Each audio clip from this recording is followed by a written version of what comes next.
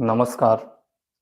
मैं पूर्व नियोजित समय के अनुसार 11 बजे एक विशेष मुद्दा लेकर जनहित के मुद्दों पर सरकार निरंकुश क्यों, इस मुद्दे पर आज हम आप लोगों के बीच लाइव हैं। हमारे बहुत से सब्सक्राइबर भाई बोलते थे कि सर आप लाइव आइए, आप लाइव नहीं आते हैं। तो मैं आज एक बहुत ही अहम विषय लेकर आप लोगों के बीच लाइव आया हूं। साथियों, इसमें मेरा कहना यह है कि बहुत सारे आज जनहित के मुद्दे हैं।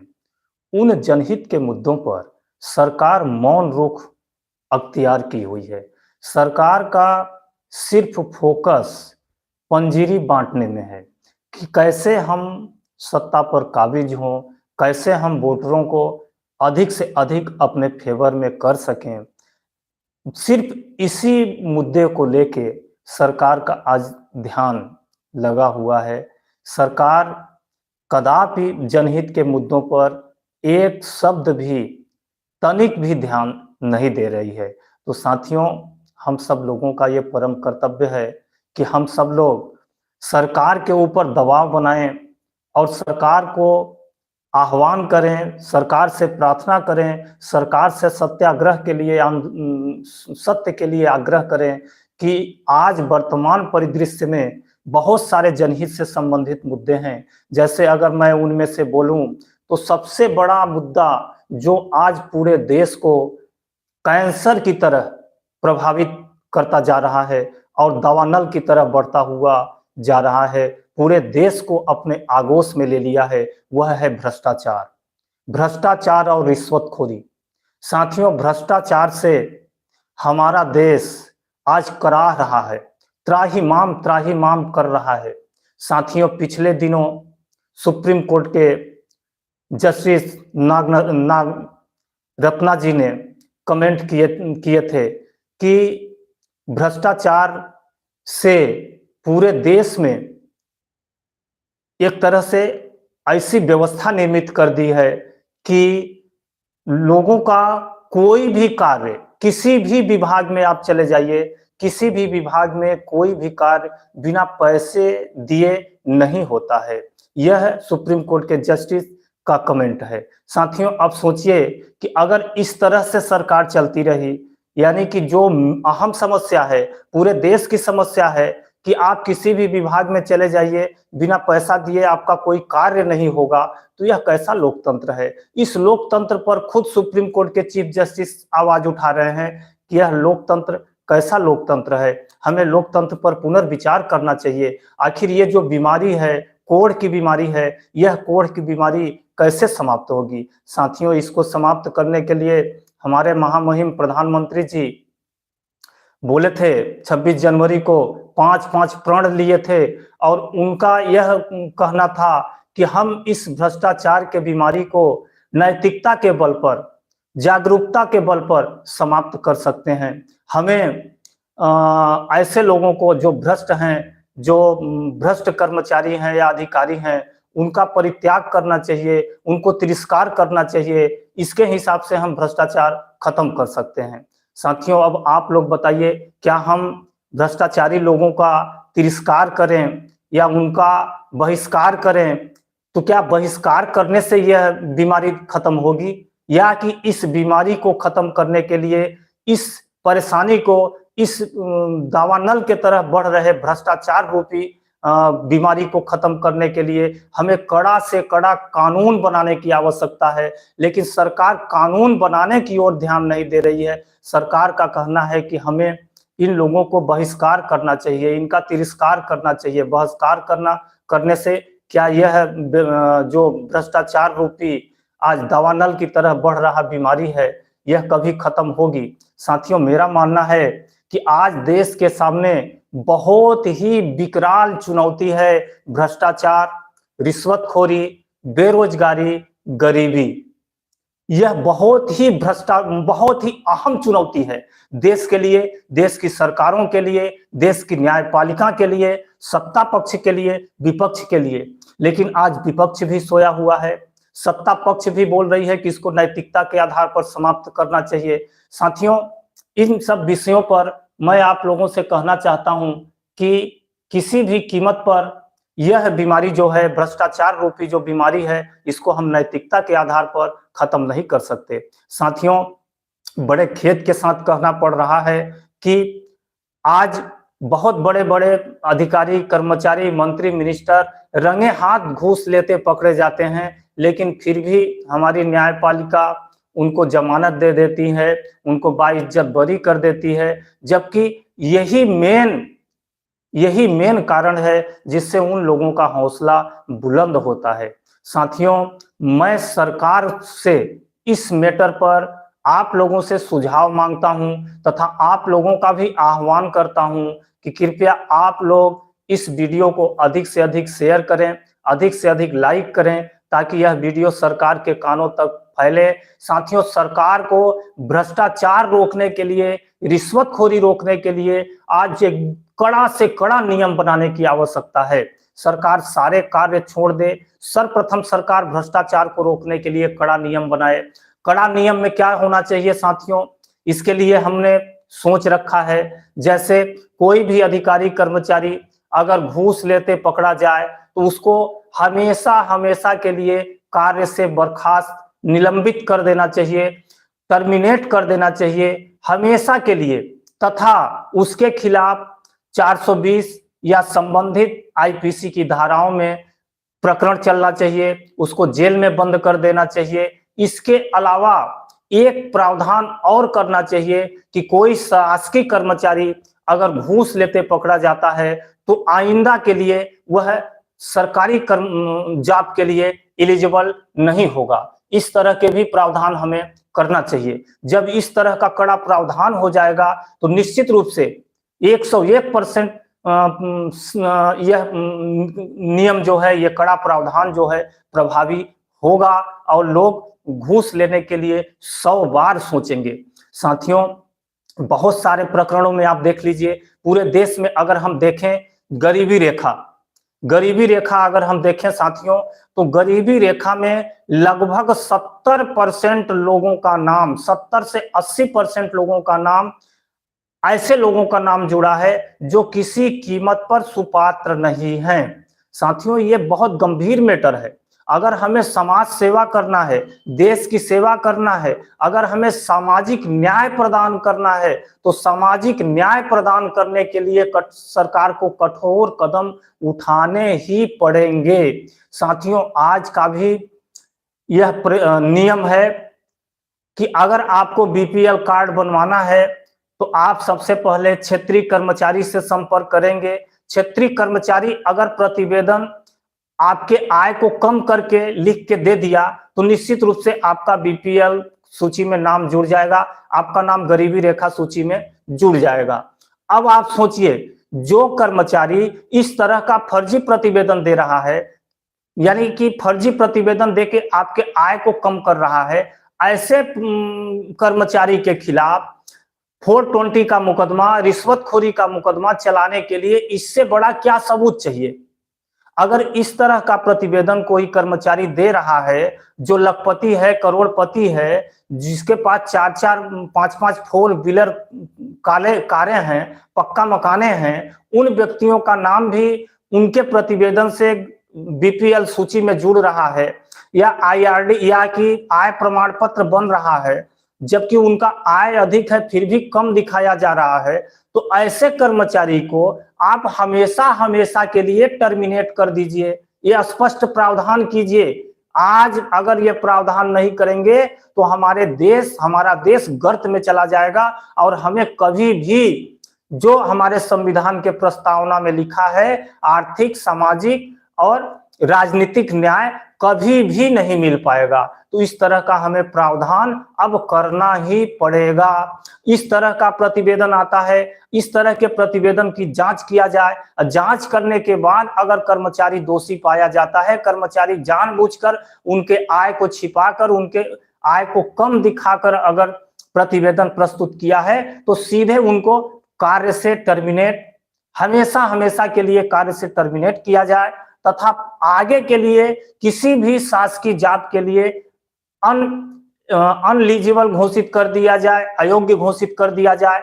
इसके अलावा उसके ऊपर क्रिमिनल ऑफेंस भी चलाया जाए। सिर्फ इस नियम से, सिर्फ इतना प्रावधान कर देने मात्र से हमारे देश में जो ये भ्रष्टाचार दावानल की तरह बढ़ रहा है, रिश्वतखोरी जो बढ़ रहा है, इस तरह के रिश्वत लेने के लिए कोई भी कर्मचारी या अधिकारी 100 बार सोचेगा।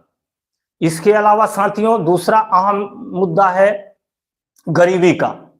आज गरीबी का भी मुद्दा हमारे देश में बहुत ही अहम मुद्दा है। साथियों, जब से हमारा देश आजाद हुआ है, हमारे संविधान में, संविधान के आर्टिकल 39C में स्पष्ट लिखा है कि हम धन के समान वितरण का कोशिश करेंगे, हम आय के असमान को संतुलित करने का प्रयास करेंगे। लेकिन साथियों, बड़े खेद के साथ कहना पड़ रहा है कि आज देश को आजाद हुए 70 वर्ष बीत गए हैं, लेकिन इन 70 वर्षों में भी सरकार आय के असमानता को कम करने के लिए तनिक भी ध्यान नहीं दे रही है। साथियों, जैसे हमारा देश स्वतंत्र हुआ, स्वतंत्रता के लगभग 10-15 वर्षों तक गरीबी हटाने के लिए, गरीबी से मुक्ति दिलाने के लिए कई कार्यक्रम चलाए गए। गरीबी उन्मूलन कार्यक्रम चलाए गए, गरीबी उन्मूलन पंचवर्षीय कार्यक्रम चलाए गए, लेकिन इन कार्यक्रमों को सिर्फ कागजों पर चलाया गया। हकीकत में जमीनी स्तर पर इसका इस्तेमाल नहीं हुआ। इसी का कारण है कि आज भी जो गरीब है वह आज भी गरीब होता जा रहा है और अमीर अमीर होता जा रहा है। अमीर अमीर होता क्यों जा रहा है? क्योंकि वह गरीबों के हक, गरीबों के अधिकार का शोषण कर रहा है। गरीबों के हक को कौन खा रहा है? अमीर लोग खा रहा है, जिसके बदौलत वह और अमीर होता जा रहा है। तो साथियों, इसको रोकने के लिए भी सरकार को अब कड़ा कदम उठाना पड़ेगा। हम नैतिकता के आधार पर इन तरह के सामाजिक कुरीतियां जो वर्षों से चली आ रही हैं, इन कुरीतियों को हम कभी दूर नहीं कर सकते। आज साथियों, हमारे देश में जैसे ही हमको आजादी मिली, देश में भूमि सुधार से संबंधित कई कार्यक्रम चलाए गए, भूमि को भूमिहीनों तक बांटने के लिए कई कार्यक्रम चलाए गए, लेकिन भूमि भूमिहीनों तक नहीं बट पाई। आज भी हमारे देश में ऐसे सारे करोड़ों लोग मिल जाएंगे जिनके मुख्य जीविकोपार्जन का स्रोत तो सिर्फ कृषि है, लेकिन उनके पास कृषि योग्य भूमि नहीं है। साथियों, आज अगर हम इस समस्या पर ध्यान नहीं देंगे, इस समस्या पर सरकार से निवेदन नहीं करेंगे, सरकार से प्रार्थना नहीं करेंगे, यह समस्या और विकराल हो सकती है। साथियों, आज पूंजीपति लोग क्या है कि अधिक से अधिक अपने काले धन को छिपाने के लिए जमीन में इन्वेस्टमेंट कर रहे हैं और जमीन खरीदते चले जा रहे हैं। साथियों, अब जमीन के खरीदी बिक्री पर भी सरकार को अंकुश लगाने की आवश्यकता है। ये बहुत ही अहम रोल है, तभी गरीबी का स्तर कम होगा।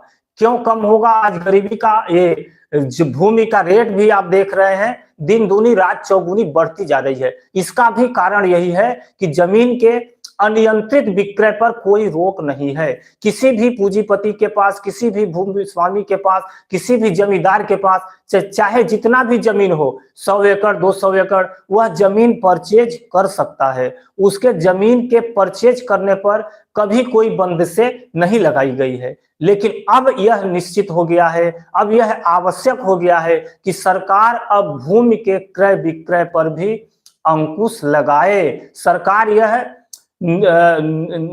यह नोटिफिकेशन जारी करे, यह नियम बनाए कि कोई भी भूस्वामी अगर उसके पास सिंचित भूमि 10 एकड़ तक है तो वह 10 एकड़ से अधिक सिंचित भूमि नहीं खरीद सकता। जब इस तरह का आप बंदशी लगाएंगे, तब जब जिनके पास है पहले से जमीन, उनके पास पैसा भी है, वह जमीन नहीं खरीद पाएंगे और सामने वाले को जमीन बेचने की आवश्यकता ही है, तो उस जमीन को वह व्यक्ति खरीद पाएगा जो भूमिहीन होगा। भूमिहीनों को भी जमीन आसानी से मिल जाएगी और उस जमीन से वह अपना कृषि करके जीविकोपार्जन चला सकता है। साथियों, आज मुझे बहुत खेद के साथ भी कहना पड़ रहा है कि आज बहुत सारे जमीनें प्लाट के प्लाट पड़ती पड़े रहते हैं, उस पर कोई खेती ही नहीं होता।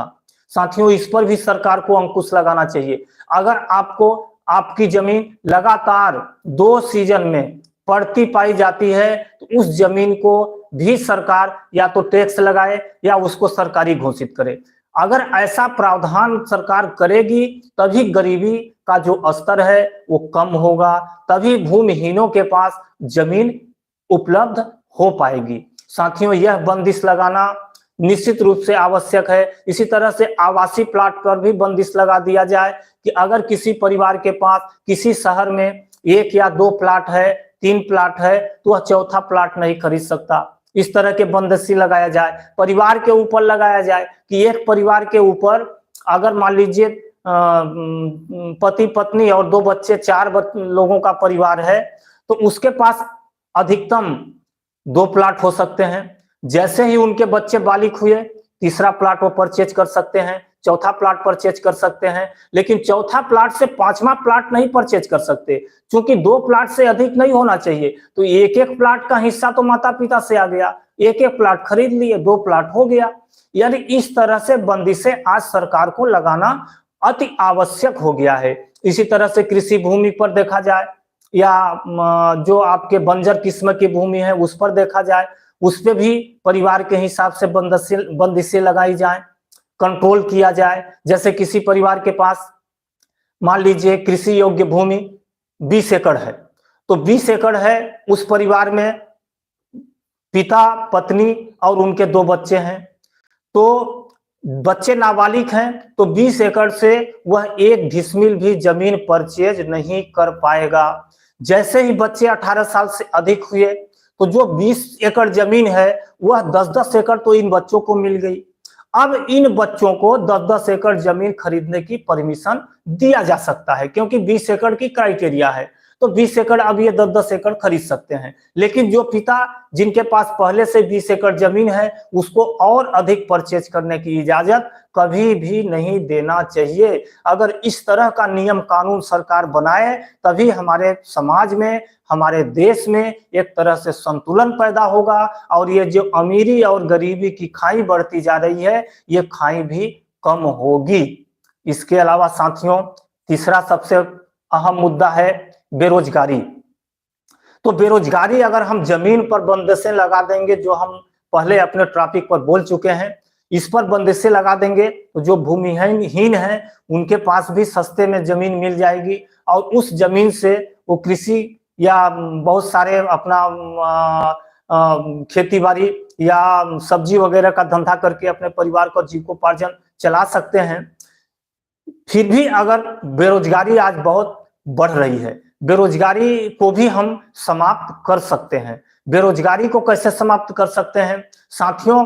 आज बहुत सारे जगहों पर, बहुत सारे संस्थाओं में बहुत सारे रिक्त पद पड़े हुए हैं। इसके अलावा बहुत सारे निकायों में ऐसे कार्य हैं जहां पे कर्मचारियों की संख्या को अगर हम दुगनी या चौगुनी कर दें और उनके वेतन की भरपाई सरकार को नहीं करना पड़ेगा, सरकार उनकी भरपाई आसानी से, जो रिश्वत में लोग पैसा देते हैं उस रिश्वत से के पैसे से उनकी भरपाई आसानी से हो जाएगी। इस तरह का भी प्रावधान सरकार कर सकती है। जैसे हम पूरे देश में अगर देखें तो लोक सेवा गारंटी अधिनियम में यह प्रावधान करता है कि आपको किसी भी प्रकार का नकल या किसी भी प्रकार का कार्य आपका निश्चित समयावधि में, निश्चित समय में पूरा होगा। लेकिन उसमें जो है, या कि किसी विभाग में आप नकल लेने जाते हैं तो उसमें भी लगभग 7 दिन, 15 दिन, 1 माह का डेट दिया जाता है।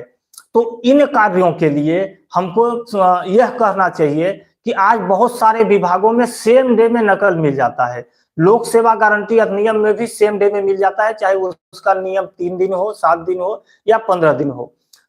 अगर आप रिश्वत नहीं देंगे या आप 2 नंबर का पैसा या लालच नहीं देंगे तो आपका समयावधि के उपरांत भी आपको वांछित जो चाहा गया है जानकारी नहीं प्राप्त हो पाएगी। अगर आप दे देते हैं तो आपको सेम डे में मिल जाएगी। ये पूरे देश की स्थिति है, ये एक जगह की स्थिति नहीं है, पूरे राज्यों की स्थिति है। चाहे आप न्यायपालिका ले लीजिए, चाहे राजस्व न्यायालय ले लीजिए, चाहे मध्य प्रदेश शासन का कलेक्ट्रेट का जो लोक सेवा गारंटी अधिनियम के तहत नकल प्रदान करने का जो ऑफिस वगैरह हो गए, उनको ले लीजिए। किसी भी जगह पर अगर आपको सेम डे में लेना है तो पैसा देना पड़ेगा।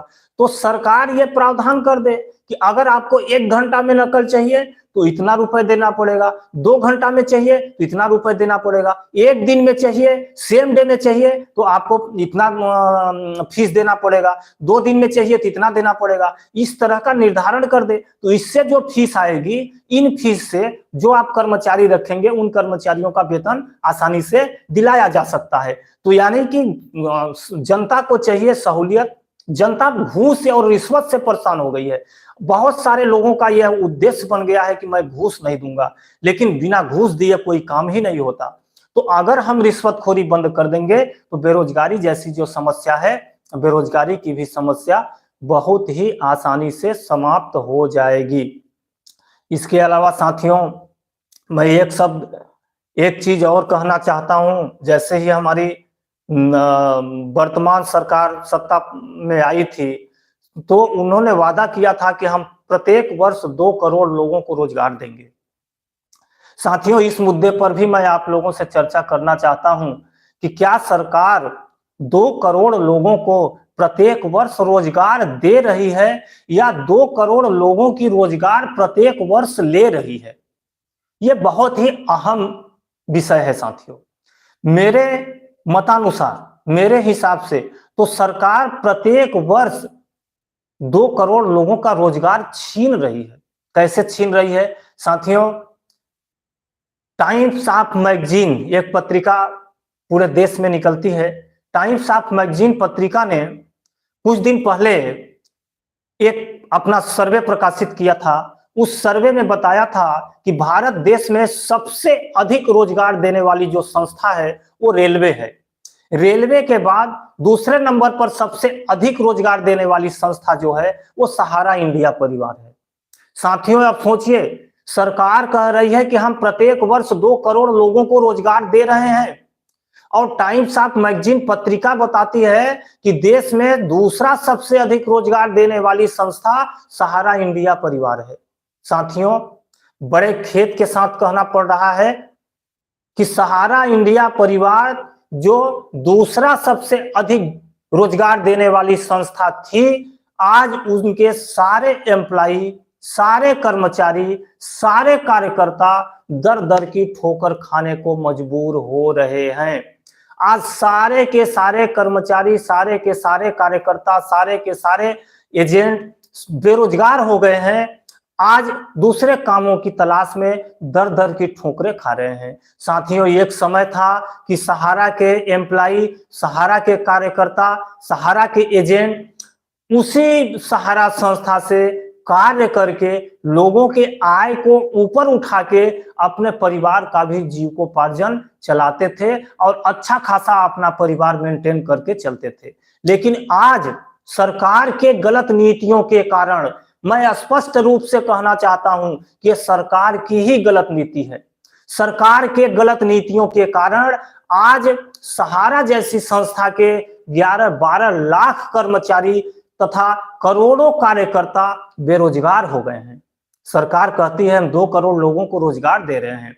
साथियों, सहारा जैसी, सिर्फ मैं एक उदाहरण दे रहा हूं आपके सामने सहारा इंडिया परिवार का, लेकिन सहारा इंडिया परिवार जैसे लगभग पूरे देश में हजारों कंपनियों को बंद कर दिया गया है।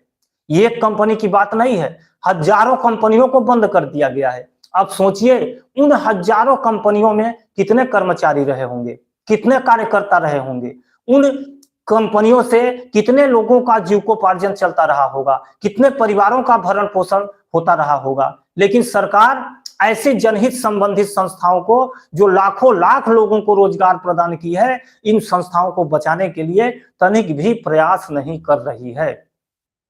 साथियों, बड़े खेद के साथ कहना पड़ रहा है, अगर सरकार चाहे तो ये जो लाइलाज बीमारी है, इस लाइलाज बीमारी को चंद मिनटों में समाप्त किया जा सकता है।